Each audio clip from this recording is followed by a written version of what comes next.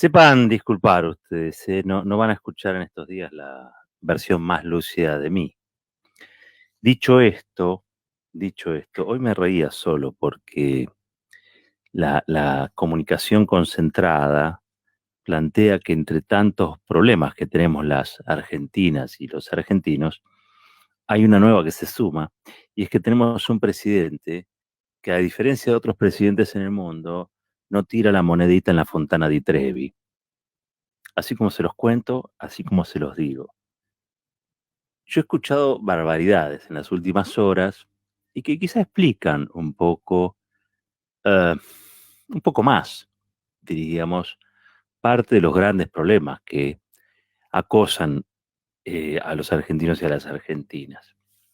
Ahora le sumamos el de la monedita, porque tenemos un presidente que no tira la monedita en la Fontana di Trevi, pero les decía que he escuchado barbaridades, por ejemplo, que tenemos un presidente mechero. ¿Saben lo que es los mecheros, las mecheras? Que van a robar prendas en los locales de ropa, ¿no? ¿Por qué lo acusan a Alberto Fernández de ir a robar selfies, o a robar fotos, entre otros con el presidente de los Estados Unidos, con Joe Biden, que es una foto que ayer mismo repartía presidencia? Estamos hablando de la cumbre del G20, ¿no? Donde ha ido una comitiva argentina.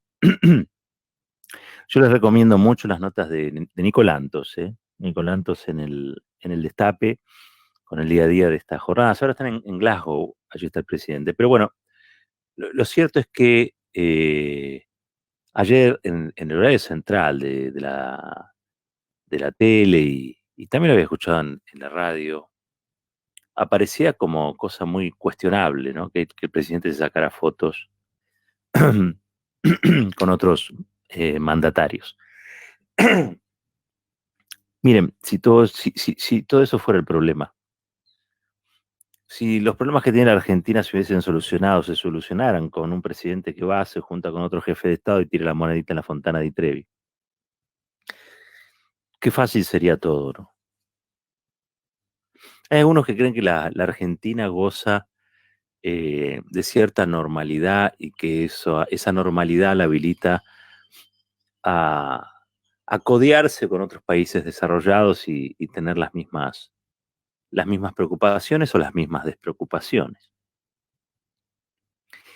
Y no, la Argentina está en emergencia. ¿Qué digo en emergencia? Está como con 9 emergencias o 10 emergencias a la vez. Se votaron apenas asumió Alberto Fernández la presidencia.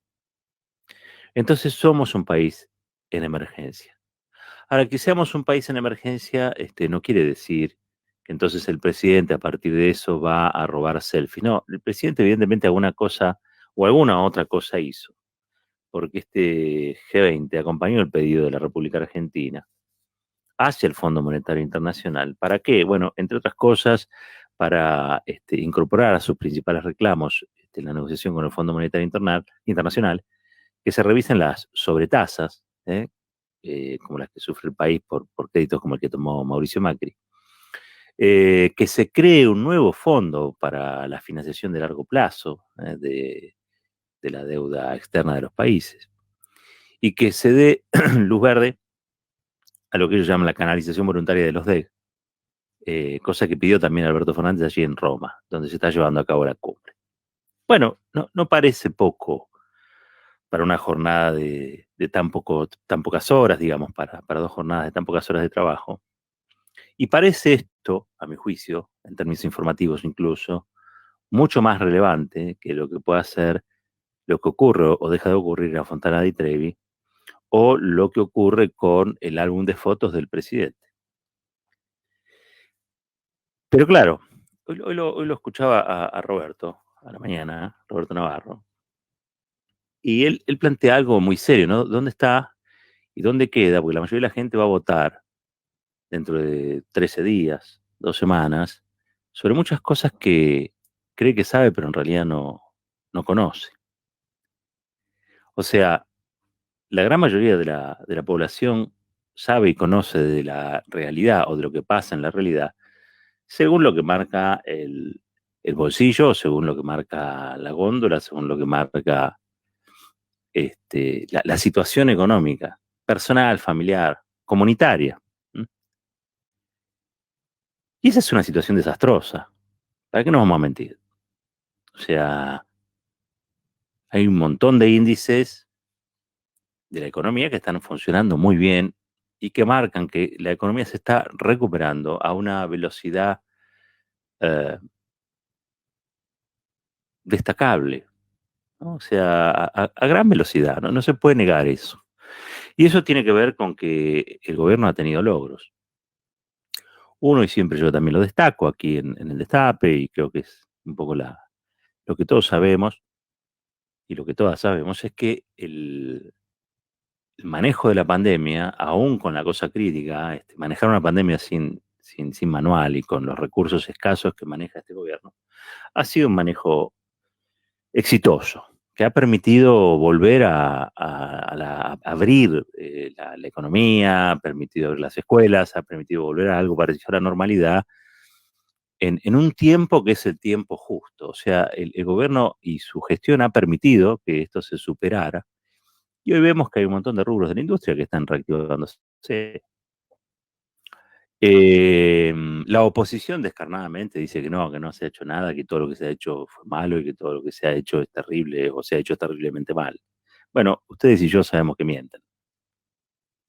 También es cierto que esta reactivación económica hasta ahora no ha podido ser acompañada de medidas que derramen rápidamente y que generen situaciones económicas, materiales, fácilmente palpables para la gran mayoría, eh, que ratifiquen que este es un gobierno que va a pelear y que va a pelear hasta el final eh, por restablecer condiciones y calidad de vida que el macrismo se robó durante los 4 años de su gobierno. Sí, sí, porque aparte de robarse la plata para fugar divisas y todo eso, digo, se robó la calidad de vida, ha desordenado la vida de millones de personas en el país.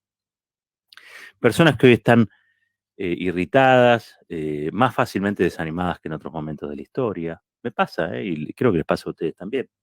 Hay mucha gente que está eh, desanimada o escéptica, no hay mística. Es difícil, ¿no? Estos son los momentos donde uno advierte por qué o para qué, o por qué y para qué las dos cosas existen los liderazgos.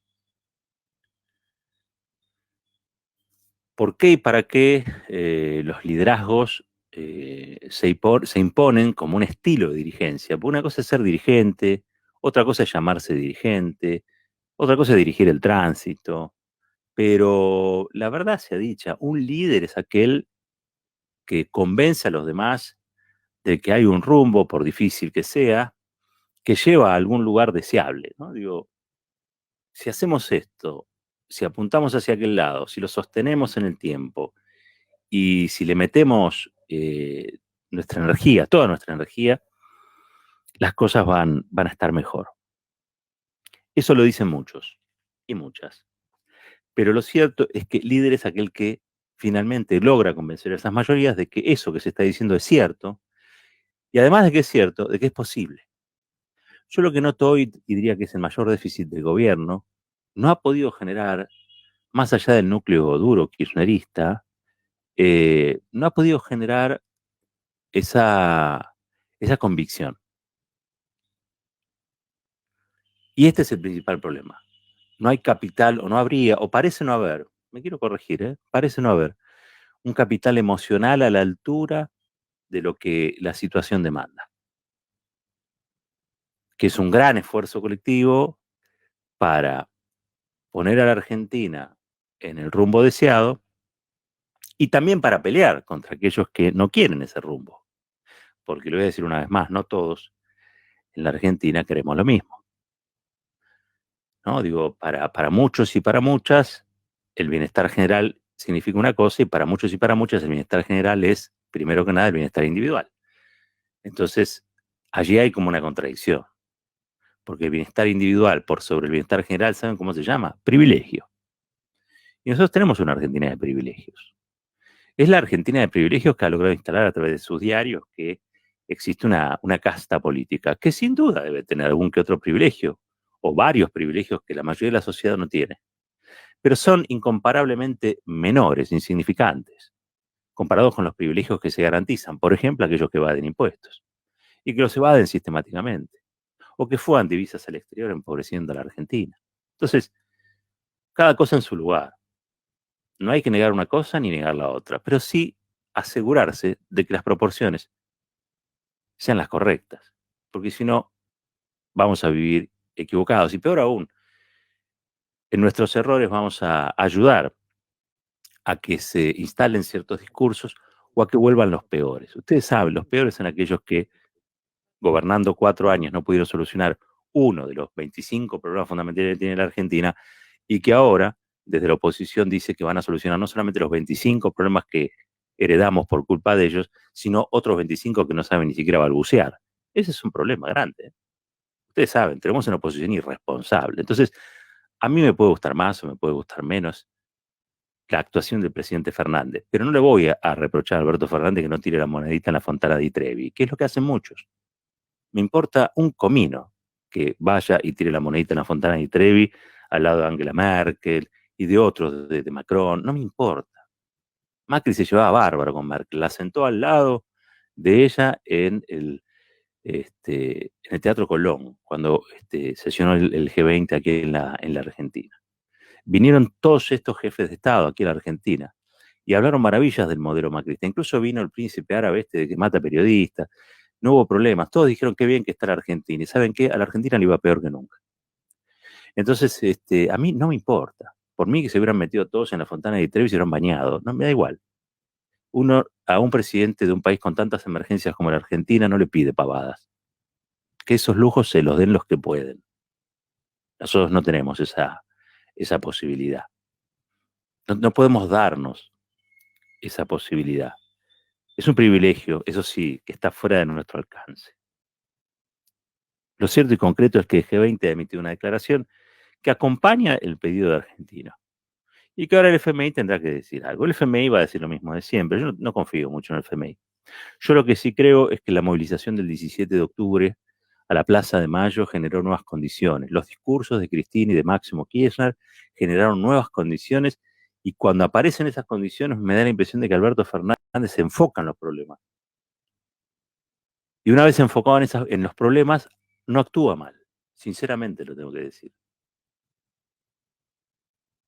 Pero hacen falta ese tipo de demostraciones, porque es evidente que si no es por esas demostraciones, a veces daría la impresión de que el presidente no tiene,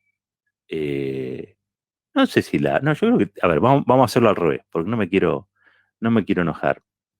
Creo que tiene la voluntad, creo que sabe lo que tiene que hacer, pero muchas veces no sabe si está solo o está acompañado. Y creo que lo que hay que demostrarle es que cuando toma estas decisiones, por ejemplo, la de crecer para poder pagar y no pagar para poder crecer, que es lo que vende la derecha, creo que cuando toma esas definiciones, no solamente hace lo correcto, sino está haciendo lo que millones de argentinos y de argentinas que vivimos en este país hace ya bastante tiempo, sabemos qué es lo que hay que hacer.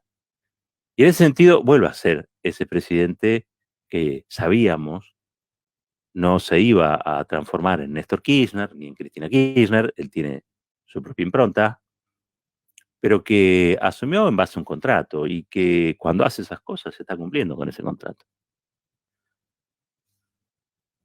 Pero por sobre todas las cosas, porque cada vez que aparece, ya no digo contrariando, pero aparece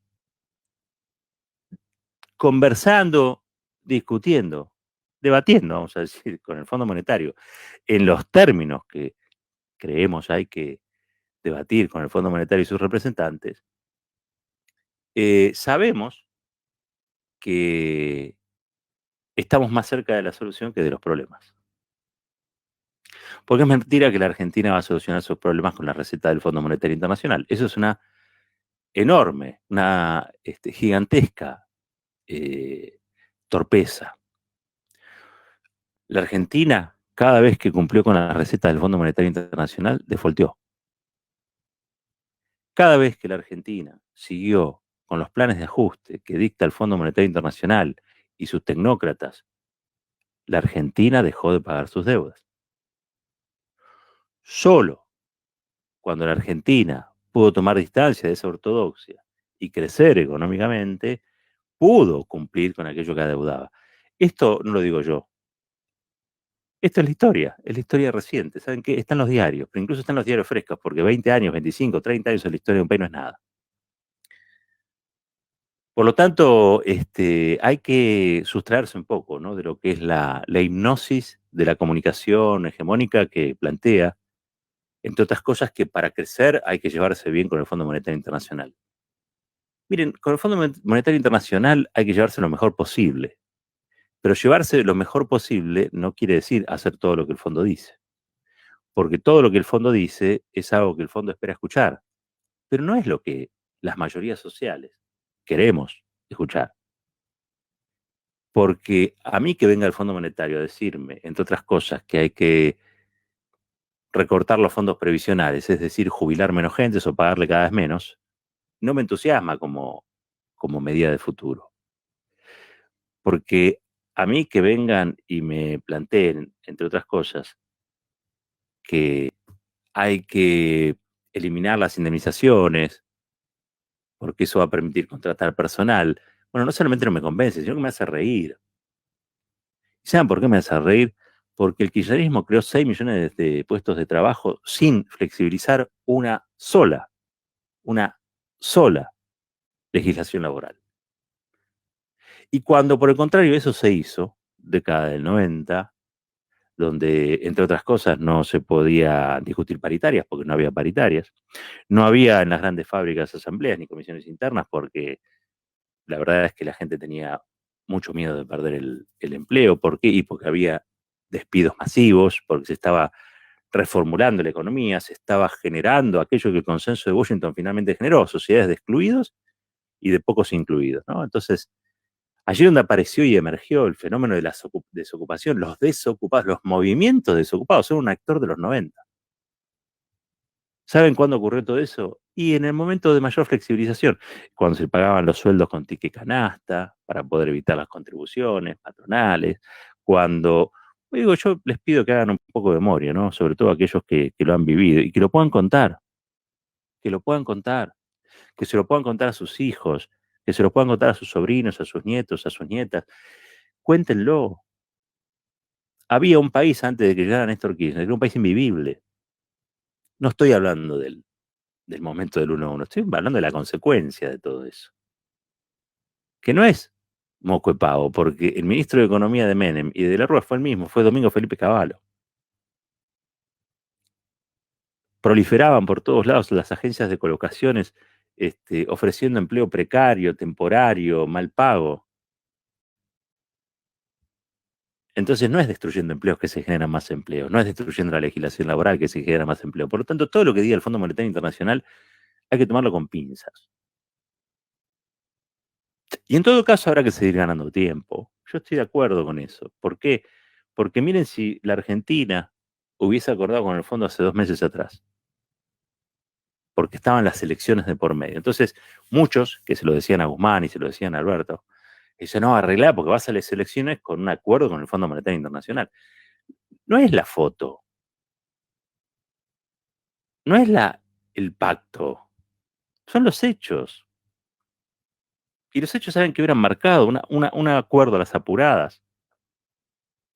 Era firmar cualquiera de estas recetas que el fondo las tiene estandarizadas, las saca, hay un tecnócrata, un burócrata que abre el cajón y las saca así.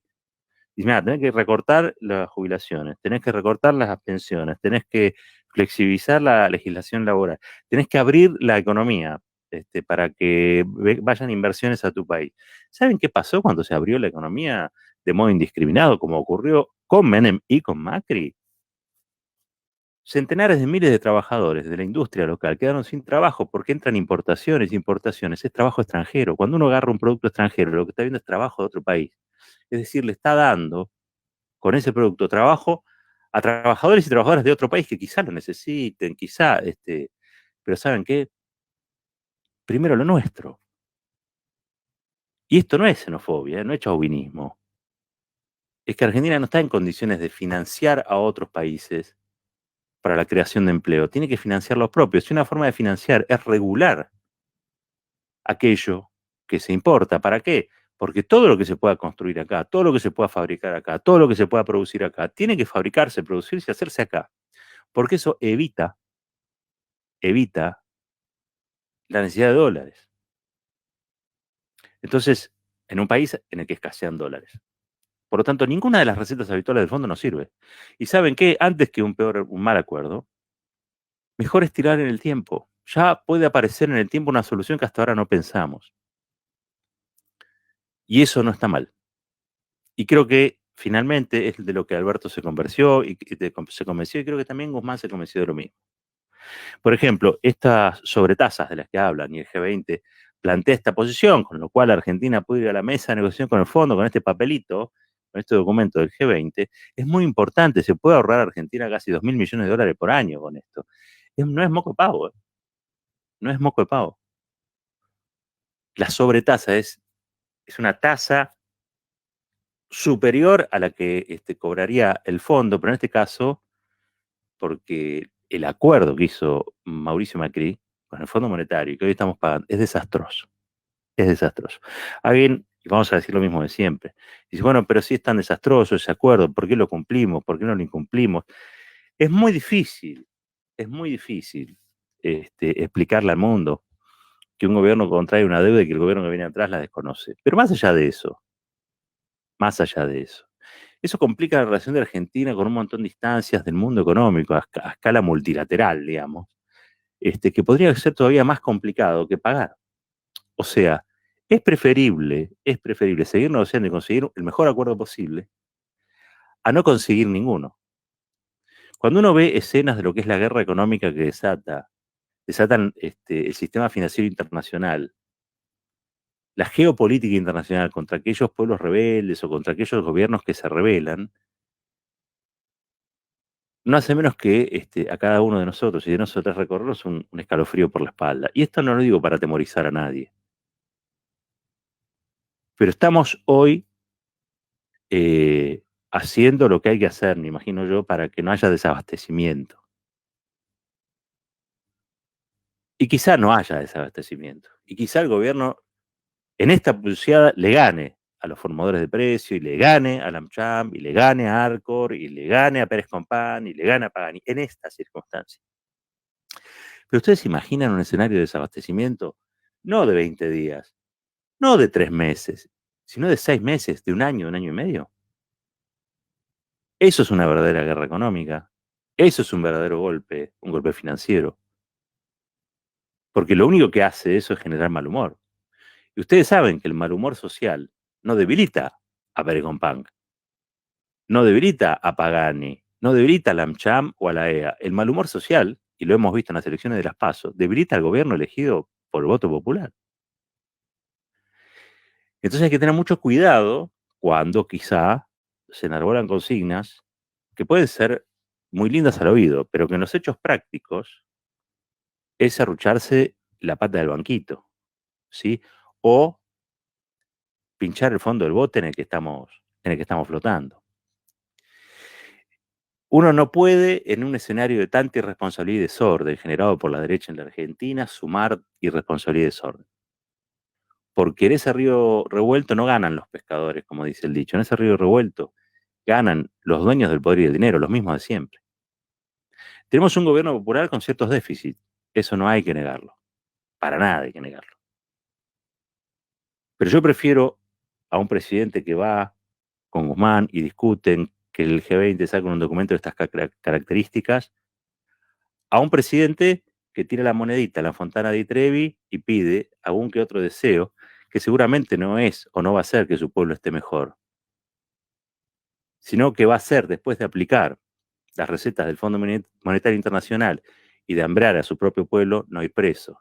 Esos son los deseos de los mandatarios, de los jefes de Estado que incumplen con el mandato popular y que acatan las recetas del sistema financiero internacional, que lo único que tiene para sacrificar no son sus modos corruptos, excluyentes, que consagran la desigualdad, sino aquellos que los enfrentan, que los desafían, o que tratan de imponer racionalmente una discusión donde lo que prevalezca sea la justicia social, que es muy, muy complejo, quizá un arte, el de en este mundo tan hostil a las ideas igualitarias, en este mundo tan, pero tan girado a la derecha, en este mundo donde el capitalismo no tiene compensación, o por lo menos no en los términos de disputa, como pudo haber sido en otro tiempo, lo que fue la Unión Soviética. Bueno, en este mundo, pensar en un sistema que ponga en el centro de las decisiones a las personas es revolucionario.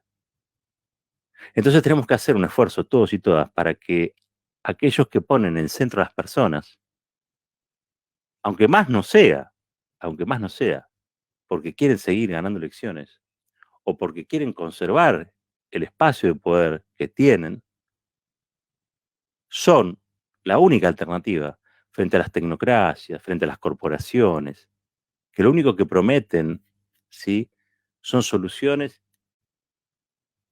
a largo plazo, mientras en el corto plazo, mientras en el día a día, millones de personas en la Argentina y en el mundo se mueren de hambre. Esto es Fuerte y al Medio.